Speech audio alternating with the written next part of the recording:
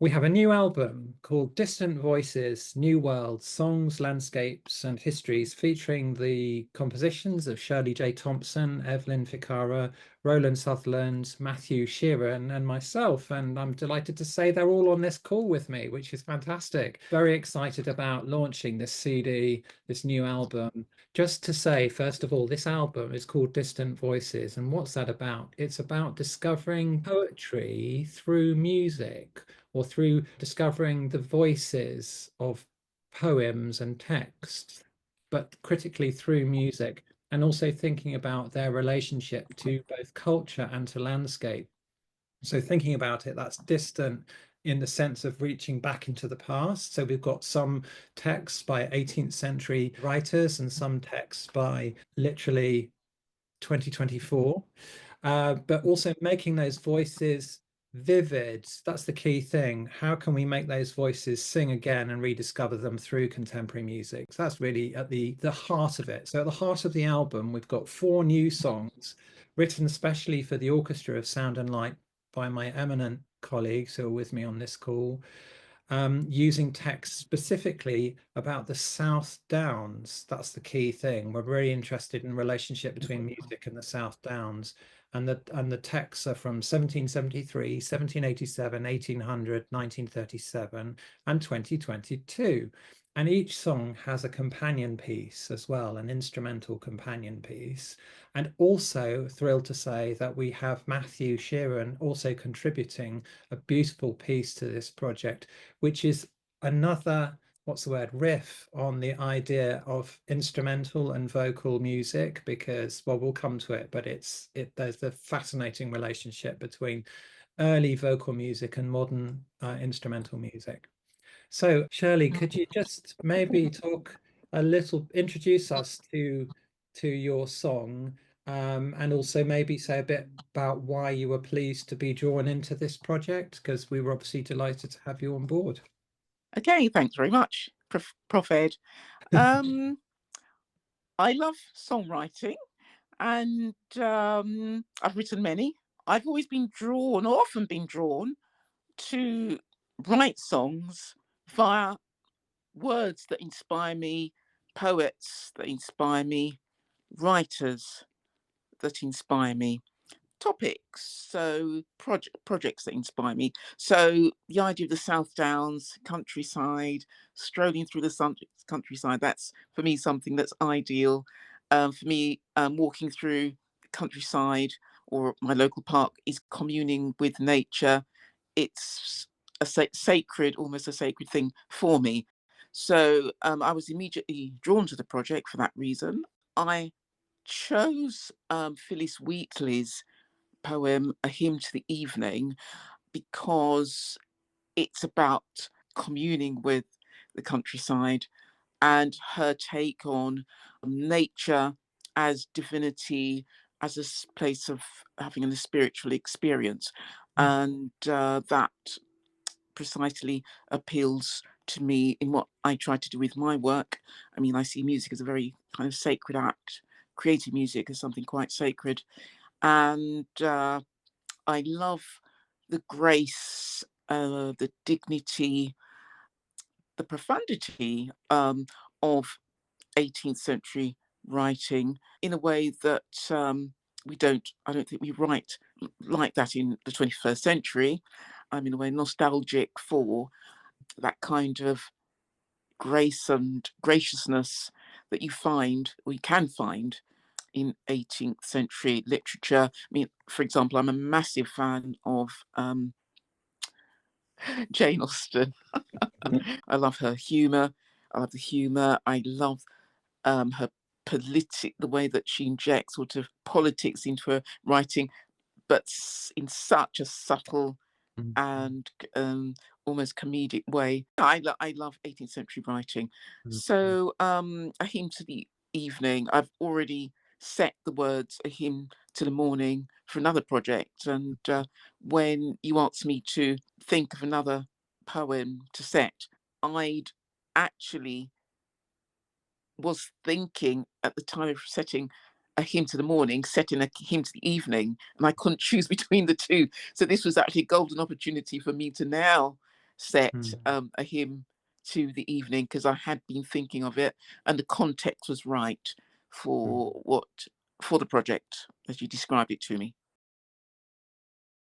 Can you think of a few words to conjure up the sound world of your music? It's the elegance of it, of that period, the graciousness of it. I mean, at that same time, we're talking about Jane Austen talks about the colonies and the brutality of what was happening Mm. on next door to her in, is it Mansfield Park, when she's making a direct parallel with the brutality of what was happening within her own family, and the trade in kidnapped and brutalized persons from the African continent. So I'm very much aware of that subtext Mm. and the parallel, what was happening in parallel at that time.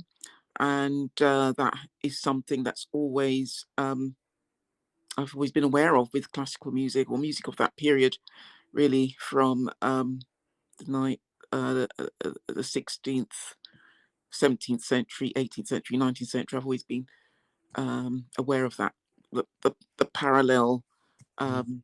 activity and criminality that was happening, which to some extent has cast a shadow for me upon Mm.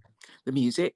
But in terms of the poem that I chose, and Phyllis Wheatley, and what she was interested in is conveying the beauty of life and the beauty of nature, the beauty of the sun, the countryside that surrounds her, Yeah. beauty and sacredness.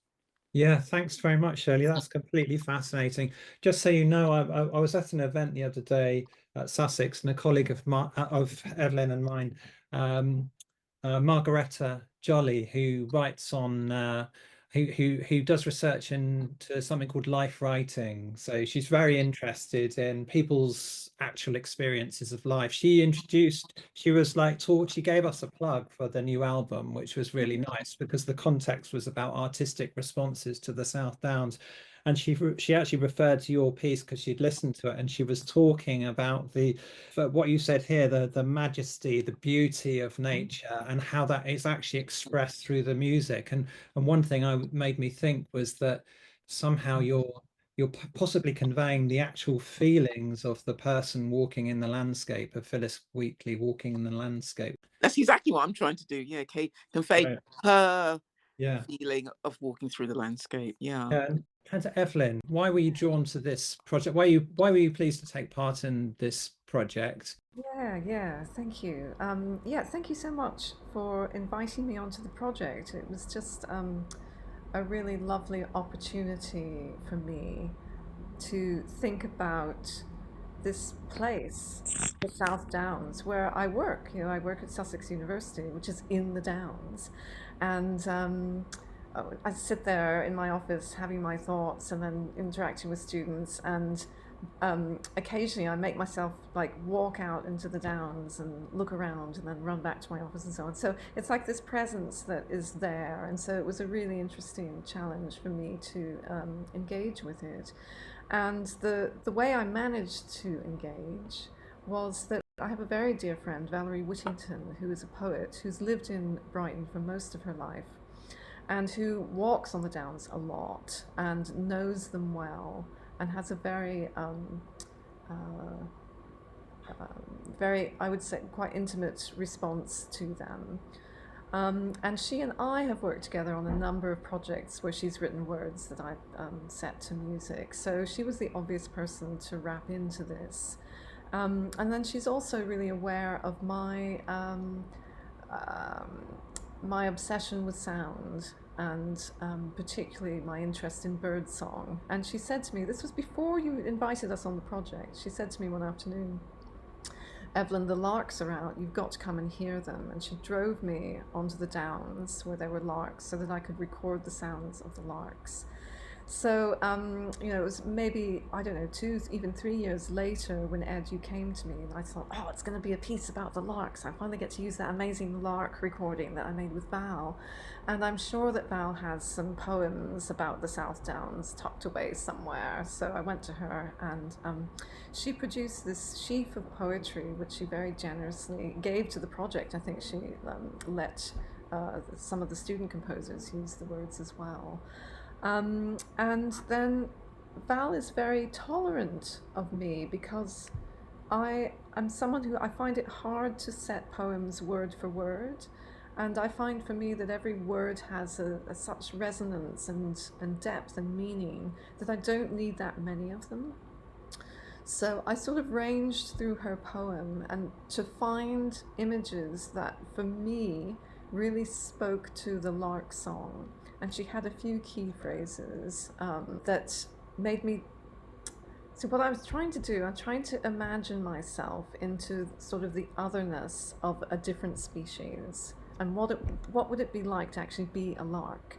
And I know that they nest in the ground and that they then shoot up into the sky. And so they have this very kind of double experience, it seems to me. First, the very like close up in the ground with the sticks and dirt and insects and whatever, and their nest and whatever, and then shooting up into the sky and getting this incredible view, which we imagine. So I was trying to like imagine what that would be like and try to paint that idea with the sounds that I was using, and then find words that kind of express that as well. And so phrases like hard pressed chalk, so bright it hurts our eyes. And I found certain phrases that I wanted to repeat. So bright, so bright, so bright was repeated a lot. The sun is exploding. And then a phrase that for me was very kind of resonant of just the act of trying to make something. She had a phrase, I have not written this, not yet. And to me that is like, wait a minute, you have written it, because I'm reading it, so obviously you have written it, but she's kind of speaking to that moment where you have the idea and it hasn't quite encapsulated into something yet. And so I took that phrase and I repeated it a lot, and I kind of manipulated it into other ideas, like I have not sung this, not yet, because I thought, well, that's, you know, there's going to be someone singing these words, and I have not heard this because there will be people listening to it. So it became a real kind of springboard. And then I was able just to chop the words up. So I repeated not a lot, not, and mapped it onto the bird song that I had recorded and transcribed. So yeah, so it was like a lot of things coming together for me, and it was just a really wonderful experience to have a chance to explore that material. Evelyn, that's so exciting to hear that. Thank you very much. That's amazing description of your approach and your process. It makes me realize how lucky I am to work with you all, because you all have very distinctive approaches to composing, and it's just so exciting and so interesting. So it does seem like a very good legacy, you know, coming out of this project, that we've got all, as you've reminded me, we've got all this material that we made for the education side. It strikes me that you're, in my case, in my setting, I was trying to set something that was actually a diary. So it's not even a poem, a diary entry. So I was following, I think I was trying to follow the almost like the natural forms of the text, and that tends to be my approach, the sort of the natural beats and, you know, thing. And for you, you're like you're creating a form and applying it to the text in a really interesting way. So just reflecting back on what you're saying, because you're making me think about different processes. So it's just really interesting. Yeah, thank you, Ed. That's a really good point. And I really admire people who can just delve into the text as it is and work with it as it is. And I'm also really grateful to Val that she doesn't mind me jumping around in her text and making other structures with it. Yeah. I do this with my sister's poetry too sometimes, and she's like, Yeah. "No, it's delightful to find you find other kind of structures when you let someone like play around in your space in a sense." So. Yeah. No, it's absolutely fantastic, and I love the setting and the fact that it scintillates. I mean, if there are words that you could use to describe the combination, is the fusion of text and music that you've got going in your piece, Evelyn. With that, because you use the word exploding. The sun is exploding at one point, and it feels to me as though the text and the music are fusing. Is that fair? Yeah, I mean that line, "the sun is exploding," it so spoke to me of that idea of the lark just shooting up into the sky and the brightness of that moment. And also, for me, it's also about climate change. The sun is exploding. It's like the end is coming. You know, it's this sort of existential moment in a way. Um, yeah. Well, that's Sorry, deep. that went a Wow. bit dark. Sorry. No, that's no, but it's powerful, isn't it? Oh Because dear. I really, yeah, no, but I really It admire feels that bleak in the yeah, future. it's a bit, you're right, Roland, it's a bit bleak. But on the other hand, Sorry. Can't it's help myself. We can't escape it at the moment. no, we can't. It's true. Yeah. It's true. But it's great, isn't it? Because it seems to me that all of the, hopefully all, I mean, I shouldn't speak for myself, but my sense is that the songs are a really nice, contrasty group of pieces, which all have an immediacy, which is very inviting and brilliant. But also they and Shirley and everyone's piece has also got this more thoughtful, potentially darker aspect of experience as well. So I think that's kind of quite a tribute, really, to the project. Brilliant. Okay, so moving on next, and Roland, could you just, again, same thing, could you just talk a little bit about why you were pleased to join in with this project and maybe why you chose the words that you actually chose and a little bit about the almost like the sources for inspiration, you know, the meeting of the music and the words. Thank you. Yeah, I mean, in what I've been doing in the past, like I've had several jazz bands, for instance, and everything that I'd written has mostly been instrumental. So this felt like a really nice opportunity to, set music to a poem and to um, write for a vocalist with an ensemble is something that I haven't done too often, if at all. So I kind of relished that opportunity. And, knowing some of the musicians as well, I actually had them in mind for how I was going to write for them. And also this instrumentation itself, the fact that, some of your musicians, especially the guitarist, is feels at home improvising as well as reading. So I kept all those things in mind as to what course I would take, and then explored quite a few different poems from poets from that region, from Sussex. And the one that moved me the most was a sonnet by Charlotte Turner Smith. I just found it really striking and really vivid.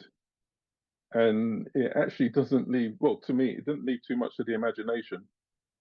And you could tell she's got a deep fondness for the South Downs. It's almost as if it's her solace.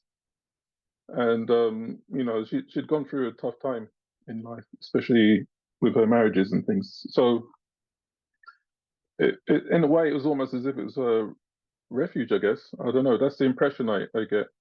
And the way she describes the scenery,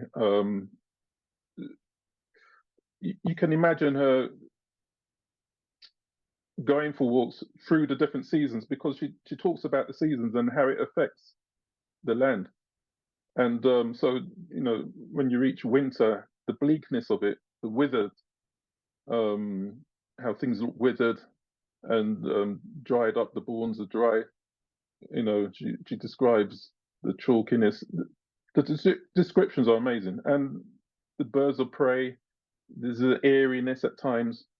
And there is a bleakness actually to some of the images she kind of like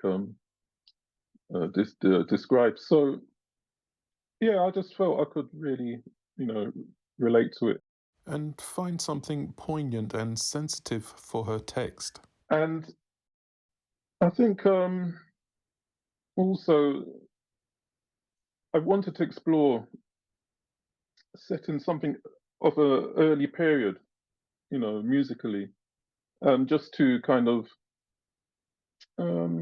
touch upon the period when she was writing this, and then gradually draw it further and further towards our times and music that I've been, involved with. So I just felt sort of adventurous and wanted to give something of a late Baroque kind of like tone setting and take it all the way through, to jazz and Latin music, which I'm involved in, and just make the music complement each other. So yeah, that was just the basic kind of like thinking and approach. That's really fascinating, Rowland, because you've got an incredible practice, which is, we all know that's breathtaking and stuff, the range of your work and also the concentration and the depth as well. But that's very interesting because I hadn't quite appreciated that you could almost think of the mix of styles as like a journey that's drawing from the time of the 18th century up to more or less the 20th century and the present day. Is that a reasonable way of understanding the kind of the marriage of styles? Yeah, absolutely. The thing is also in my kind of like upbringing in music and the things I've learned and the things I've been involved in, I sort of brought that to the fore because when in my formative years I was playing a lot of folk music, a lot of British folk music in like wind bands and wind orchestras, and so what hit me was like there were certain pieces we played by Vaughan Williams, which delved into British folk music, as well as Holst and Percy Grainger. And I reflected upon those times because, it really resonated with me, and I wanted to shed some of that in what I was writing for this project. And but I didn't see any reason not to to travel and take it into the realms of soul, funk, Latin, hip hop, and jazz music. Just things I've been wrapped in. I thought, yeah, I'll use these different materials and we'll make a nice blend out of it. Oh, wonderful. Thank you. Yeah, absolutely. That completely works. It's a completely fascinating experience. That is your piece. And of course, we don't really have time to talk about the companion pieces to the project, but your other piece, the instrumental piece, reaches back into Tallis, but also does that kind of time traveling as well, which is really, really fantastic. Thank you very much. Thank you, Ed. And Matthew, was I on to something then or was I completely wrong? Because I'm personally I'm kind of quite fascinated by this period in music in roughly, very, very roughly sort of, I don't know, roughly 15th, 16th, 17th century, when there's this kind of like fluidity between instrumental music and vocal music, and it's all kind of wrapped up with texts and yeah. So do you want to just talk to us a little bit about this remarkable piece that you've made? Do you think it's a recreation, isn't it? It's a recreation of a style. Yeah, it's actually a recreation of a recreation, and Rowland played the flute part, so really great stuff. Thank you. Yeah, it was very enjoyable. So firstly, I want to thank you for asking me to be on this album. This is actually my first CD of a classical piece I've written, so this is quite amazing for me. Yeah, so this was written 10 years ago originally for harp, and it was called Scriveni Chapel. And then I added words to it, and then this version of it was arranged for back to instrumentals. Yeah, again, I think that wasn't unusual in the period you're talking about, where the boundaries between text and music were sort of different than they would be now, perhaps. Remind me, was it a piece that had a vocal form at some point? It was performed in Westminster Abbey in 2018, the vocal version, but that wasn't recorded. A lot of the instruments, they sort of didn't sound like themselves. They sounded like other instruments. So I think the cello sounded a bit like a clarinet, and the violinist wasn't playing the melody. She was playing a sort of inner part. So wasn't sort of typical sort of treatment of the instrumentation. That's really interesting because it reminds me of my early studenty efforts to try and transcribe, like early polyphony for instrumental ensembles. And, you get lost in the weaving in and out of the counterpoint and the mixture of the melodies and the rhythms and the beats and so on. Yeah, so for example, like someone like Peritin or Peritin, I'm not sure how it's pronounced, but there'd be one syllable and that would go on for about 5 minutes, and then it would change syllable, and that's like a big moment. So thank you so much. The piece works really beautifully, and I love the way we've put it as the sort of interlude almost in the middle of the album. I'm really happy about that. Do you want to say anything about Ars Nova, although because you do refer to that, don't you, in the program note, if I'm not misremembering? Yeah, Ars Subtilia, also yeah. Ars Nova, sort of a bit of, but Ars Subtilia is the more subtle art, and Ars Nova is the new art, I think.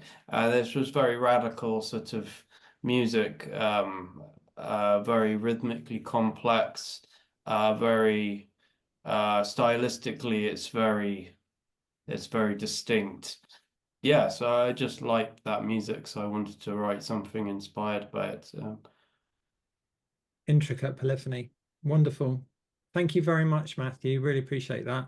I'm just very briefly going to say I interview myself. I'm not very good at this, but Ed, can I ask you? Yeah. I want to hear about your piece, but I wonder if you could just say what gave you the idea to do the South Downs songbook. I live in Lewes, close to the South Downs, and in fact, before we moved once in Lewes, but when we first lived in Lewes, we lived in a very small house, which was right on the edge of the town, and you could walk out of the back gate straight onto the downs. And for that reason, I've always loved just exploring the environment.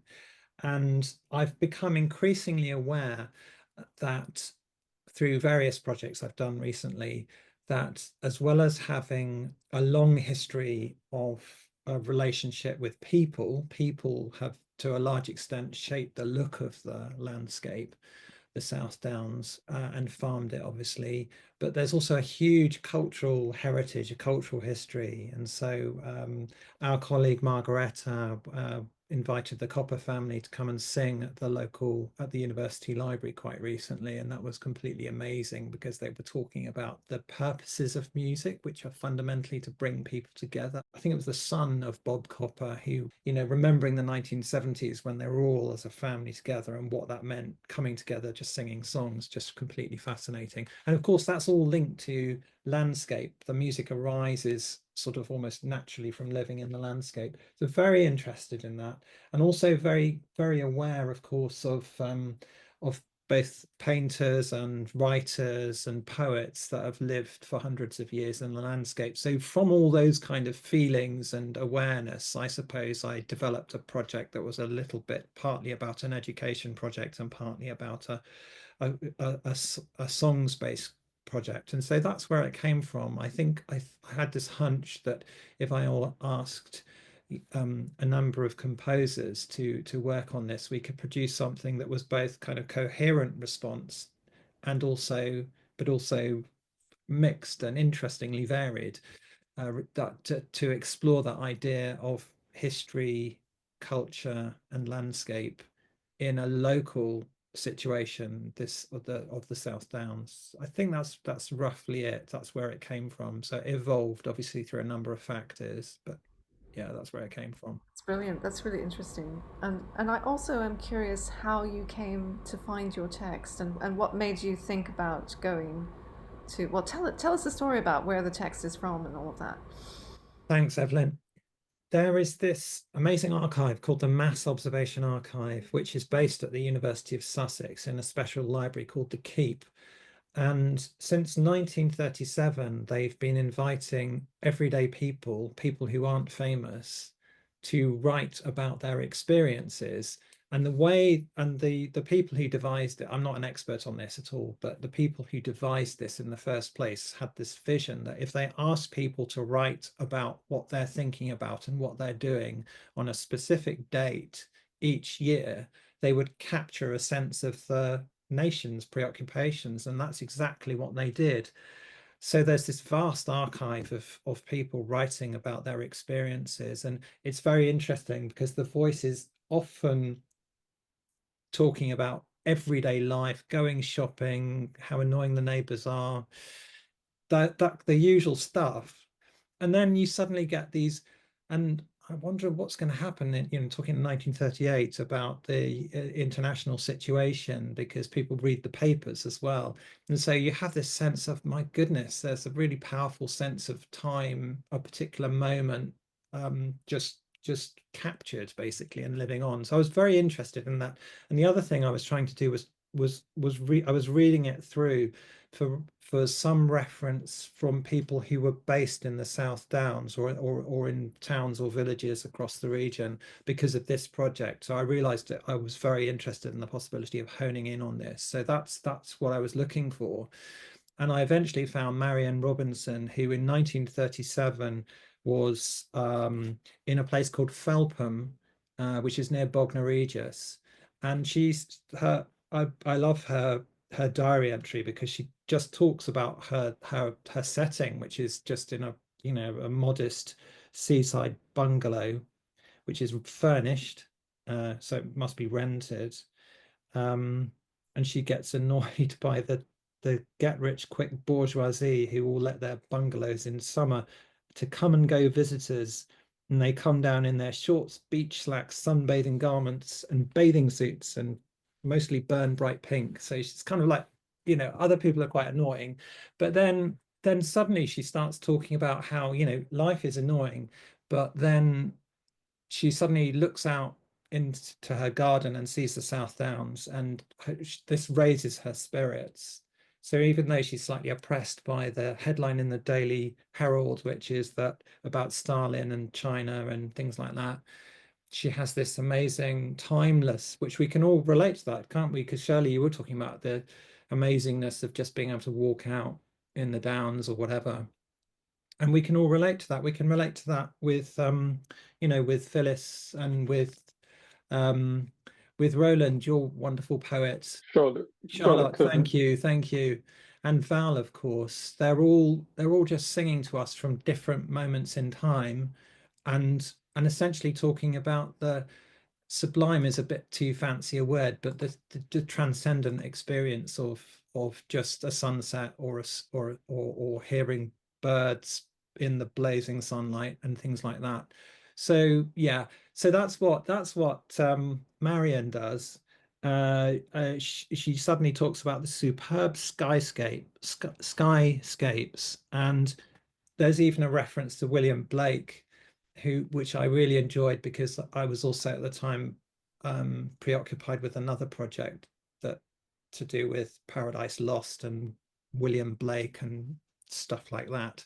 But it's funny how the things connect up, don't they, in unexpected ways. So that was the origins of the text. And I, just to sort of conclude, I quite liked opportunity that it gave me. It's a loose text. It's not a text that sort of is in in some kind of form at all. But what it does is it moves from the conversational everyday into another mode that is poetic, basically. And so I just allowed myself to follow that shape. And I think I've quoted in some recent instrumental music over the last decade or so. I've occasionally quoted Sussex folk song in a kind of distant sort of way. And there's no direct quotation in this piece, but there's something of that sort of vibe in the final pages of the piece. As she goes more poetic, there's a sort of slightly folk songy kind of influence going on there as well. That's really great. Thank you, Ed. Really... Thanks, Evelyn. I really appreciate you asking me, because it helped a lot. But anyway, no, I was just going to touch upon that you had some music that went on an app for the South Downs, so that anyone who's going for a walk there, they can their walk can be accompanied with your lovely music, and the music changes according to whereabouts they are on the South Downs. Thanks, Rowland. That was like a very good video game. Yeah, well, yeah, in the landscape. Yeah, that was thank you very much for mentioning that. That was kind of a COVID project in a way, because we couldn't really do too many concerts at that time, and so exploring the as you say, an app, Echoes, really accessible app which anyone can use. You kind of walk into this circle with the GPS thing on, and the music starts, and it's quite clever because it fades in and then it sort of fades out as you walk out of that circle. Yeah, thanks Rowland, because that's also quite a nice bit of context to this project as well, because in various different ways I suppose I was thinking about the relationship between landscape and music. And actually that thing, going back to Shirley again, that thing about walking through the landscape and your experience of it in real time, and the feelings maybe that it creates as well. If you wanted to say anything about the ensemble and I mean, these are people you've worked with for a long time. Yeah, definitely. And your choice of instrumentation also. Yeah, thank you. There are two bands on this album, and they're both ensembles I've had the great privilege of working with. New Music Players for the longest time, and Rowland, you're a founding member of the New Music Players, and it's quite a flexible ensemble, but I think that the lineup of flute, clarinet, violin, cello, and piano is certainly, it's recognizable as a core within that. And I am quite grateful to Schoenberg for coming up with that up in a way, because it does give you the opportunity to work at a relatively affordable sort of rate, as it were, with a wonderful mix of colors that can potentially be almost orchestral depending on how you play it. So I would say I've invested quite a lot of time writing for that ensemble. I'm really pleased I have, because I mean, because of the relationships I've developed with the amazing players within it, which has completely informed and helped me to develop as a composer. And also that sense of just gradually over time thinking of different ways of using the ensemble in doublings and in writing for the piano, and different kinds of balances and mixes to explore actually what a very, very, very wide range of possibilities that you can get from five fabulous musicians. Probably the reason that I became a composer is because my university department was really an early music department, so Palestrina and that sort of period. But I at that time discovered Schoenberg and the Webern and Berg, the Second Viennese School, and I was the only person in the department that wrote about any contemporary music, because I was fascinated by that period. Do you have a favourite piece, Shirley? Sorry? Of that? Do you have a favourite Schoenberg piece? Not actually Schoenberg, but the Webern Opus 21, I think. I think Is that the 15 symphony? instruments. Yeah. Well, yeah, I remember 15 instruments. Yeah, I think we I played it studied that over when and I over and was at over again. university with Ed. Oh my gosh, yeah, I played it over and Nice. over and over. It was a whole new Yeah. sound world, and that's really how I got into contemporary music, from Mm. Mozart to, well, from Palestrina to Weber, and it was absolutely. I was the only one in my department was listening to that period of music. Nobody was really interested, and I was totally fascinated by that sound, which was totally. I mean, it was iconoclastic for me. I was absolutely mesmerized. Ed, you made an addition to that core ensemble for the songbook, didn't you? Yes, I suppose yeah, I can't remember how it evolved, but for the project with the orchestra sound and light, we took a sort of updated version of the flute, clarinet, violin, cello, and piano lineup, and we ended up with flute, clarinet, doubling bass clarinet, keyboard, and piano. Roland, you used the keyboard really in a really cool way. To get the organ sound. Yeah, and then we had, that's right, electric guitar, which was Lee Westwood, with an amazing array of pedals, and oh yeah, cello. So there was a sort of link to the past, but also yeah, a contemporary, literally a use of contemporary instruments and electric and electronic possibilities, which was really, really fun. And I listened to the mix that Simon Weir, the producer, came up with, and I do like it. I think he's done a good job in terms of marrying things together and positioning it in the field. I hope people feel that too. So yeah, no, that's a good point. Yeah. I've got a feeling I this was is going to be a grateful. long Instagram reel. Sorry, well, but no, sorry, go on, Evelyn. Yeah, I was just saying I was grateful for the electric guitar because it made a kind yeah, of bridge between the acoustic sounds and the recorded birdsong sounds that I wanted to use. So it kind of expanded the sound palette in a really interesting way, I thought. yeah, Great idea. yeah. I really like the fact that we expanded the sound palette for those songs as well. Yeah, definitely. Yeah, no, it was just really interesting what everyone did. Absolutely wonderful.